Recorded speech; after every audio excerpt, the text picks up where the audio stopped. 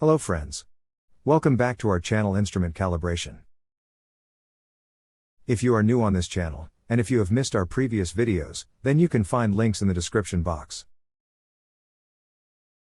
And if you don't want to miss any informative videos in future, then please subscribe this channel, and press bell icon to get notification when we post new video on the channel.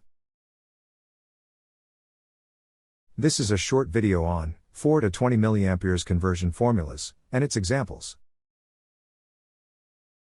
In this video, you will learn current to voltage conversion formula, and an example to convert current into voltage. And lastly, you will learn current to process variable conversion formula, an example to convert current into process variable. In this section, you will learn about current to voltage conversion formula, and its example. As you can see, this is a standard formula to convert current into voltage. In this equation, I is the current, and V is the voltage. V min is the lower range value of respective voltage signal, and V max is the upper range value of respective voltage signal. Let's understand this formula by one example. For example, a transmitter output range is 15.7 mA and its output range is 4 to 20 mA. Calculate equivalent voltage. And consider 0 to 5 volt as the output voltage range. First of all, let's write it down data, which is already given in this example. In this example, I is 15.7 mA, V max is the 5 volts, and V min is the 0 volts. Now, put all these values into this equation. And do simple math calculation. When you do math calculation, you will get 3.66 volts. In other words, when current is 15.7 mA, the voltage value is 3.66 volts. In this last section, you will learn how to find process variable value when current value is given in the example.